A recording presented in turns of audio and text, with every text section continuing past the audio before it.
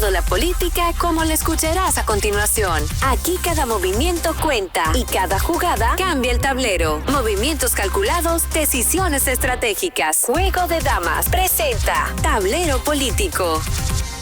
Bueno, señores, Oriente Próximo en fuego y desafortunadamente cada vez se pone más álgida la situación con este conflicto bélico y está con nosotras Eduarda Andújar. Ella es politóloga quien nos va a arrojar luz sobre la situación que se mantiene entre Israel e Irán. Un fuerte aplauso para Eduarda. Bienvenida, Eduarda. Con ustedes. Tocaya de mi padre. Sí. Pocas Eduardas, muchos Eduardos. Exacto. El meollo del asunto. Yo he leído muchos artículos, he tratado de empaparme. Por un lado, hay un tema geográfico importante, o sea, ¿de dónde viene este conflicto? Bueno, vamos a ubicarlo, que es un conflicto histórico que viene desde Desde la Biblia. Literalmente. Desde tiempos de Matusalén, por decirlo teóricamente, pero que ha tenido una escalada interesante desde que la idea sionista de la concepción del Estado de Israel apareció hacia el año 1897 aproximadamente. Me parece que en esa fecha también se da la primera conferencia sionista. Luego en el año 1904 se dan los aprestos, ¿no?, a un programa para la repoblación de ese territorio que se ve paralizada por la Primera Guerra Mundial. Ya luego de la Segunda Guerra Mundial, en el año 1945, le estoy haciendo un recuento muy general para tratar de aterrizar. Ya en el año 1945, yo les decía a ustedes hace unos programas atrás, que la reconfiguración del mundo cambió y lo que eran colonias, en este caso ese territorio que eran colonias en ese momento inglesas, es decir, del Reino Unido, de Gran Bretaña e Irlanda del Norte, se convirtieron en una división territorial, una para la parte palestina, otra para el Estado de Israel, y se creó entonces en el año 1948 el Estado de Israel. Israel declara su independencia como Estado.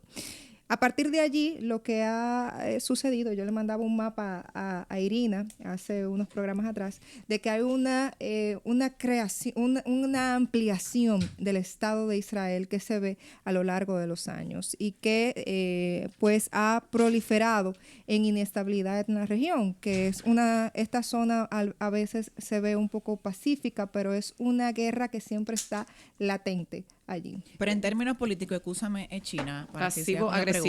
En este pequeño resumen que has hecho también se dieron varios acuerdos internacionales que fueron violentados en el proceso, que ninguno respetaron en su momento. Es así, se han producido diferentes tipos de acuerdos internacionales que tienen que ver también con la protección del derecho internacional humanitario, que en el caso de Israel, es bueno decirlo, ya en el último tiempo lo ha dejado en el olvido. Algunos de los acuerdos internacionales, incluso hay una sentencia por parte de la Corte Penal Internacional, la pueden buscar, es una sentencia del año pasado que pesa sobre crímenes de guerra, porque hasta en la guerra hay espacios que no se deben vulnerar. Y aquí como dicen los tigres. Hay códigos, claro. exacto. Hay patrones, hay cosas que no deben ser tocadas y no deben ser usadas. Por ejemplo, el tema de la inanición, para referirme a un punto específico y porque todo esto tiene que ver, el tema del Líbano, de Yemen, de Palestina, de Cisjordania, ahora mismo el tema de Irán. Es tan amplio. Todo está relacionado. Por ejemplo, la sentencia internacional que pesa sobre Benjamin Netanyahu es por crímenes de lesa humanidad. Cuando se utiliza la inanición, estamos hablando de que prohíbe la entrada de ayuda humanitaria a lugares en conflictos. Entonces, ¿quiénes son los más vulnerables? Mujeres y niños. Quienes mueren son mujeres y niños. La semana pasada veía que aproximadamente en estos últimos días han muerto 528 niños y mujeres por hambre. No se permite la entrada de Naciones Unidas a esta zona. Eduarda, ¿cuál es el rol de los Estados Unidos en este enfrentamiento? Bueno, digamos que el alfil de los Estados Unidos en esta zona en conflicto es Israel. De ahí que Estados Unidos haya preservado la permanencia de Israel de armas nucleares. Fíjense que la operación que ha desarrollado Israel sobre las 3:43 de la mañana del día 13 es precisamente y ahí textualmente citar a Benjamin Netanyahu, porque el que Irán tenga armas nucleares representaba una amenaza para Israel. Totalmente. Esa es la percepción que ellos tienen, pero Israel tiene armas nucleares desde el año 1969. Y en el caso de Irán, y algo que también decía ayer su presidente, nosotros esta semana teníamos un proceso de negociación y hoy el canciller o la Cancillería iraní ha dicho, en este contexto no es viable ningún tipo de negociación con Estados Unidos en relación a la presentación de nuestro programa nuclear, porque nos han bombardeado cuando nosotros sí teníamos la voluntad y la fe de presentar el programa nuclear que nosotros venimos desarrollando. En todos los conflictos hay un bueno y hay un malo. Entonces yo quiero saber, internacionalmente hablando, ¿eso quiere decir que el malo de esta historia es Israel? Mira, yo no diría que si bueno o si malo. Yo diría que hay una crisis del sistema internacional que se viene perpetuando desde la génesis, la creación de las Naciones Unidas en el año 1945. Y yo diría que tiene que ver mucho con el derecho a veto que tienen algunas potencias. ¿Por qué? Para poner y graficar, si en el momento en que se cometen crímenes de lesa humanidad en un lugar, Naciones Unidas emite una sentencia y no hay oposición a la ejecución de esa sentencia, hoy no tendríamos lo que tenemos hoy. Pero ¿quién protege a ese país? Estados Unidos. Pero lo mismo pasa con otras situaciones que se dan de otros lados. Por ejemplo, el tema del avance hacia el este de la OTAN, cuando hay una firma de un tratado internacional que dice, óyeme, hasta aquí te dejo, si violentan este tratado internacional, nosotros vamos a accionar. En el momento en que el tratado internacional se violenta, lo que se debió fue llamar a un orden, ¿no?, internacional. Nos hubiésemos evitado todo lo concerniente a Rusia y Ucrania, porque ese avance hacia el este fue lo que determinó el que Rusia se sintiera atacada. Entonces, son de esas cosas que uno dice, ¿qué pasa en el sistema internacional que no está teniendo la capacidad de cumplir el rol principal para el que fue creado las Naciones Unidas, que es la preservación de la paz, la garantía de la paz en el mundo y el sometimiento de todos los países que integran la comunidad planetaria al orden internacional? Definitivamente para mí, Benjamín Netanyahu ha creado inestabilidad en esa región y esa región nos va a afectar a nosotros, a todos. Es importante que la gente sepa que el barril del petróleo subió. Sí, porque yo estaba leyendo algunos comentarios en las redes sociales y desafortunadamente hay mucha gente que no entiende lo que está pasando y la repercusión que puede tener no solamente República Dominicana, sino de muchos otros países. Claro. En términos de petróleo y del combustible y demás. La balanza de pagos puede que varíe, al igual como las medidas monetarias del Banco Central de la República Dominicana, porque una cosa es una cadena.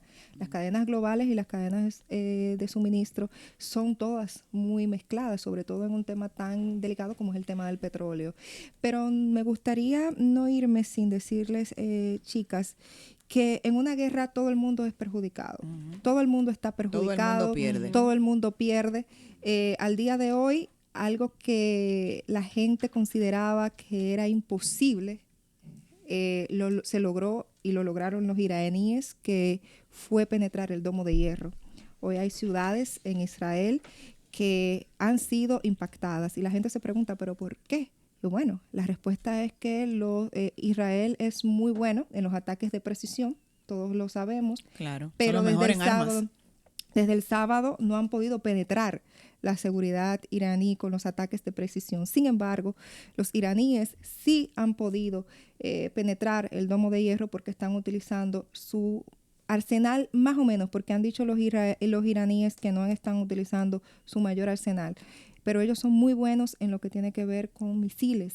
Y esa es la razón por la que el Domo de Hierro y la tecnología balística de ellos es muy buena. Entonces, el Domo de Hierro ellos lo han logrado penetrar y esta mañana yo veía que también en algunas intervenciones que hacían por cadena, establecían que lo peor viene para Israel en lo adelante. Y están pidiéndole a la gente de Jerusalén que evacúe la zona. También veía algunos presidentes, como el caso de Erdogan, de Turquía, y en el caso de Rusia, Vladimir Putin, poniéndose a la orden para servir como mediadores. A nadie le conviene una guerra. Yo digo que casi todo obedece a un interés, por no generalizar. Todo. Sí, todo. Pero en el caso de Irán, que acciona a través de ataques ahora en el fin de semana en contra de Israel, o sea, ¿qué lo motiva ahora en esta nueva?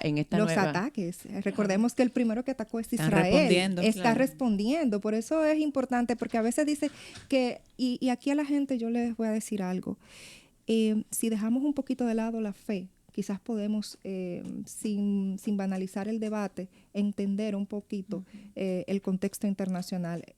El hecho de que un Estado tenga un arsenal nuclear no significa que usted tenga que sentirse amenazado y bombardear. Lo mismo pasó con el Líbano. Israel dijo, nosotros nos sentimos amenazados, vamos a bombardear. Le quiero recordar a la gente también, la Segunda Guerra Mundial inició en Alemania precisamente porque había una persona que entendía que había una raza suprema, que es Adolfo Hitler. Y este señor, Netanyahu, al parecer entiende y siempre lo plantea y lo replantea, una amenaza a la existencia judía. Y siempre plantea, y yo quiero que ustedes busquen sus planteamientos. Él dice, es que nos sentimos amenazados, nuestra existencia se ve amenazada, la raza judía se ve amenazada. Entonces, esos son elementos a los que hay que tener cuidado, porque el fascismo, el nazismo, nació precisamente de personas con este tipo de condiciones. Y no siempre cuando se cree que se tienen las armas nucleares de la magnitud que se tienen o que se piensa atacar es lo que ocurre. Guardando la distancia de los casos, recordemos el caso de Saddam Hussein, que fue acusado de tener armas nucleares y pasó todo lo que pasó y las armas nucleares nunca aparecieron. Estás hablando del caso de Irak, específicamente. Y es una de las cosas que se ha planteado mucho y que en este caso Irán iba a negociar.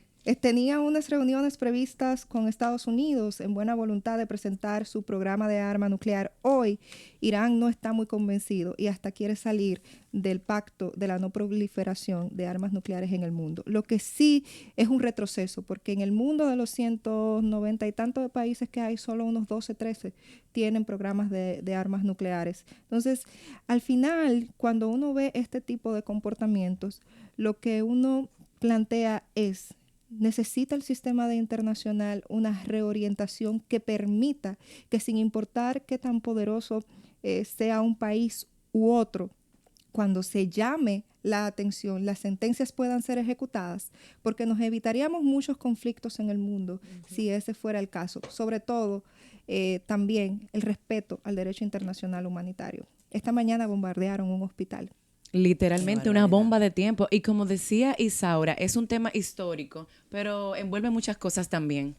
Eduarda, gracias, Eduardo. Un aplauso para Eduarda, que viene a darnos luz sobre temas que para la juventud hoy día resultan un poco complejos. Documéntense en las redes sociales y síganla para que conozcan sobre este y otros temas. Bueno, me pueden seguir como se escribe mi nombre tal cual, EDHOARDA 22 en Instagram, Facebook y Twitter también. Antiguo Twitter, hoy X. Gracias, chicas. Gracias.